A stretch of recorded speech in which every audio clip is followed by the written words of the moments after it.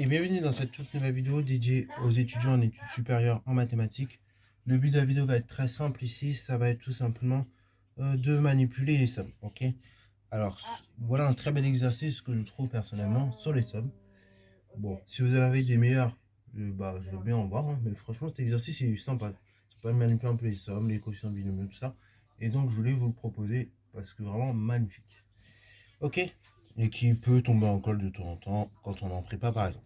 Ok, pour ma part, cet exo, j'ai déjà eu en colle une fois, donc j'ai trouvé, et au moment où j'ai fait, j'ai trouvé assez beau. Alors, première question, je vous laisse mettre la vidéo en pause et faire l'exo par vous-même. Très formateur, hein, je vous promets. Ça vous permet de comprendre pourquoi vous apprenez vos formules de somme. Et une fois que vous avez fait ça, revenez sur la vidéo, on va corriger ensemble. Sur ce donc, correction. Donc montrer que quel que soit i inférieur à k inférieur ou égal à n, on a ces deux formules-là. Donc on va prendre ijk, ik, n, pardon, des entiers naturels tels qu'on a l'encadrement qu'il faut. I inférieur à k inférieur ou égal à n. Et je vais donc calculer k parmi n multiplié par i parmi k. Ok, je rappelle ma formule de cours. Donc, k parmi n, c'est donc n factoriel sur k factoriel facteur n moins k factoriel. Boum, que je multiplie par donc i moins k, enfin k parmi i parmi i, ce qui me donne donc k factoriel sur donc i factoriel facteur n moins k, enfin non, pas n moins k, attention, k moins i factoriel. Ok, je simplifie par k, je remarque la simplification tout de suite, et je vais avoir du n factoriel sur n moins k factoriel multiplié par, donc on a dit rien du tout, sur i factoriel facteur k moins i factoriel. Moi je suis malin, vous voyez. On peut laisser le résultat comme ça et dire je vais calculer le second membre de l'égalité, voir que c'est égaux. Sinon on est malin, on connaît ces formules en tête. N parmi i parmi n, c'est quoi? Normalement ça fait n factoriel sur n moins i factoriel fois i factoriel. Bon on n'est pas loin. On va tenter d'écrire ça. Je vais faire n factoriel sur i factoriel. Facteur, là je mets en noir, enfin je mets d'une autre couleur pour que vous voyez. N moins i factoriel. Ok. Après, j'ai pas tout copié, ne vous inquiétez pas. Donc là, j'ai n moins k factoriel. J'ai donc k moins i factoriel. Et après, pour que ça se compense bien, il faut que je rajoute encore n moins i factoriel. Ok, là, ça se compensait parfaitement. J'ai écrit deux fois la même chose. Ok, juste, j'ai un peu permuté certaines choses. Ok, n moins i factoriel, j'ai ajouté. Sinon, on avait bien n factoriel, j'ai mis. On avait bien i factoriel, j'ai mis. Et j'avais bien ces deux termes-là. Ils ont été mis. Ok. Alors, maintenant, est-ce que... Donc là, ça me permet d'avoir mon i parmi n. Est-ce que ça, du coup, c'est égal à k moins i parmi n moins i? En vrai, ça, oui. J'ai n moins i factoriel en haut, c'est bon. En bas, j'ai k moins i factoriel, c'est bon. Et après, la différence n moins i moins k plus i de tout factoriel, ce qui fait donc n moins k factoriel, je l'ai. Ok.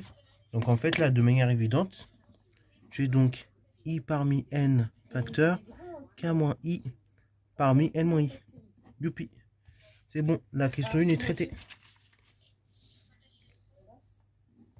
K, n, i, k. Ok. Alors, maintenant, deuxième question, beaucoup plus intéressante, et c'est celle-là qui m'a intéressé personnellement, puisque la première, à vrai dire, en terminale, on peut la faire tranquillement aussi, si on connaît bien son cours et qu'on a un petit peu de recul sur les formules de combinatoire. La deuxième, c'est montrer une égalité de somme. Un peu exotique, direz-vous. Bon, ce que je vous conseille personnellement, c'est... Alors, on peut raisonner par récurrence. Moi-même, j'ai tenté la première fois que j'ai vu l'exo. C'est exotique, la récurrence. Et on s'en sort pas facilement. Donc, ce que je vous propose, c'est plutôt de repartir de la somme, qui est censée donner à n, et montrer que ça fait à n. Donc là, on va écrire soit n d'un n.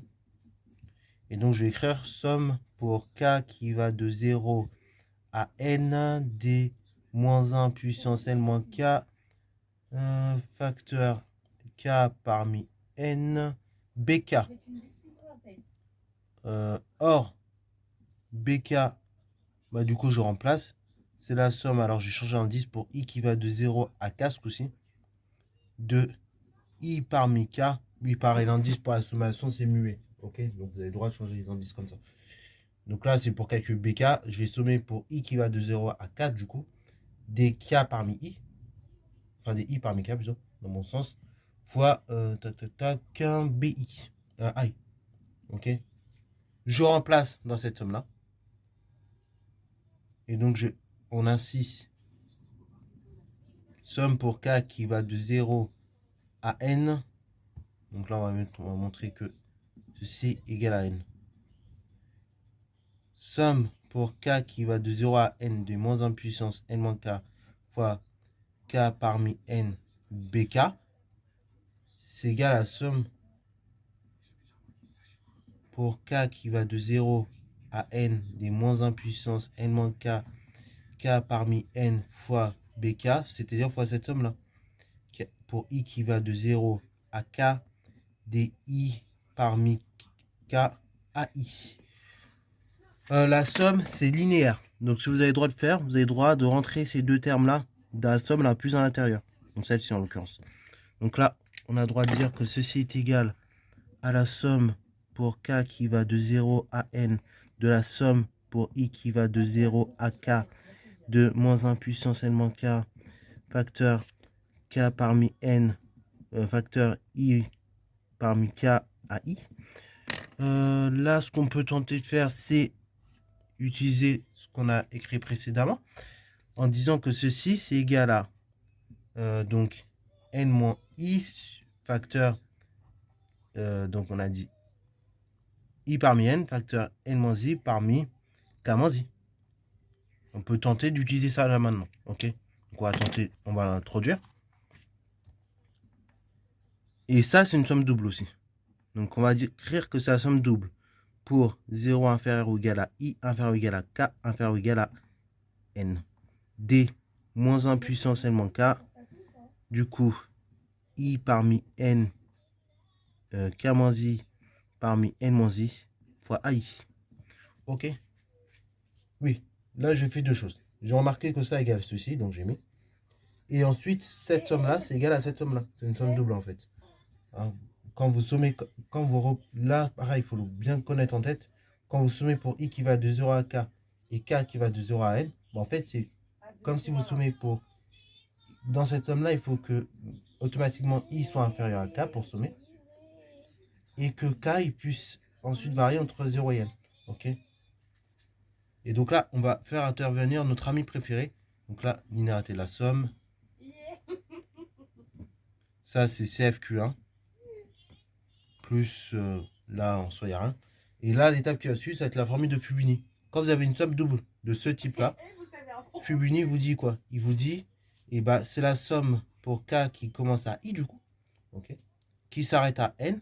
Et après, une fois que vous avez fait varier k entre i et n, ok, bah, votre i peut varier entre 0 et n. Donc de moins 1 puissance n moins k, i parmi n, facteur k moins i parmi n moins i, facteur ai. Ça, c'est théorème de Fubini.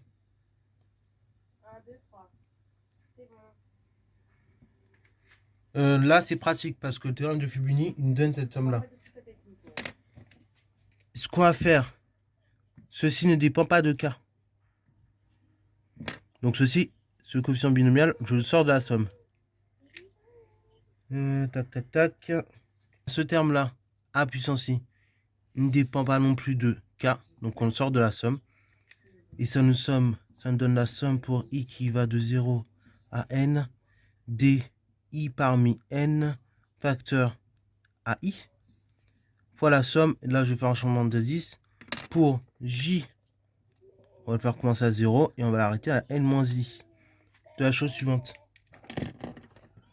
On va donc avoir moins 1 puissance n-k, donc ici ça fait n-. Alors là, si vous ne voyez pas trop, vous mettez les changements d'indice au départ. Si vous ne voyez pas trop le changement d'indice que vous faites. Donc là, c'est changement d'indice. C'est lequel? Donc là, on a dit J, c'est K moins I. Donc si vous voulez K, vous dites que c'est J plus I.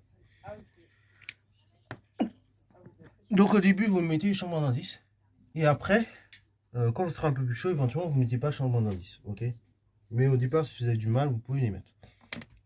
Donc ça fait N moins J moins I multiplié par le coefficient binomial qui suit. Donc là, on va voir K moins I. Et donc là, K, on a dit c'est J plus I. Donc on va voir J parmi la chose suivante et moins I. Ok. Donc là, j'ai fait deux choses. On a encore invoqué la linéarité de la somme pour pouvoir faire intervertir ces deux, pour que les deux termes que j'ai mis en bleu ici, ils viennent là. Et ensuite, j'ai remarqué que la somme, elle me casse les pieds. Le fait qu'elle commence à I, ça me casse les pieds. Moi, j'aime bien avoir des sommes qui commencent à 0. Donc, du coup, j'ai ramené tous mes indices. J'ai donc fait un changement d'indice. C'est-à-dire que au départ, je ne démarre plus à I, je démarre à 0. Et du coup, je vais terminer à N-I pour avoir le même nombre de termes. Donc, du coup, je pose un indice J qui s'appelle K-I. Et donc, c'est-à-dire que si j'avais K dans la somme initiale, ce sera J plus I. Et donc, je remplace. Ça fait N puissance moins K, c'est-à-dire N puissance J moins I. Et après, pour K moins I parmi N moins I, vous reconnaissez donc la chose suivante. Vous reconnaissez donc J plus I moins I. Donc, ce qui fait J. Là, il faut voir les choses. Là, en fait, normalement, vous reconnaissez assez systématiquement un binôme de Newton. Ok, c'est pour ça que c'était pratique de l'écrire comme ça. Là, non, on reconnaît assez facilement un binôme de Newton. Donc, ça somme pour I qui va de 0 à N dI parmi N à I fois la chose suivante. Là, ici, on reconnaît un binôme de Newton. Si vous ne voyez pas bien, on va réécrire la somme avec des K, si vous voulez. Donc, ça va faire somme pour K qui va de 0 à N moins I. De K parmi N moins I. Alors oui, pourquoi je passe de I à K là, comme ça, hein, là, j'ai du J et là, maintenant, je mets du K. C'est parce qu'en fait, l'indice de sommation, il est muet. Ok, donc que je somme avec des I ou que je somme avec des J, c'est la même chose. C'est comme pour les intégrales, l'indice, la variable d'intégration, elle est muette. Voilà, c'est le même principe pour la somme. Là, on verra qu'entre somme et intégrale, il y a des liens assez forts. Mais on le verra en fin d'année. Enfin, quand on aura le temps. Avec notre ami Riemann. Ok. Donc, du coup, j'ai ceci, ce coefficient-là.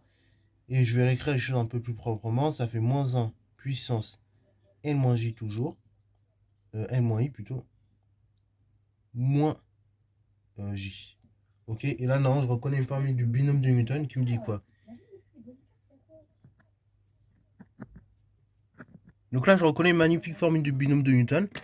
Ceci-là, que je vais mettre en bleu, c'est donc égal à somme pour I qui va de 0 à N d I parmi N à I fois moins 1 plus 1 du coup.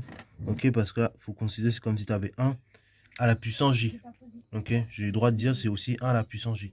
Donc ça fait moins 1 plus 1 de tout puissance N moins I. Et donc là, c'est par formule du binôme de Newton. Binôme de Newton. Bon, sauf que 1 moins 1, ça fait 0. Donc en fait, je reconnais ici somme pour I qui va de 0 à N de I parmi N à I fois 0 puissance N moins I.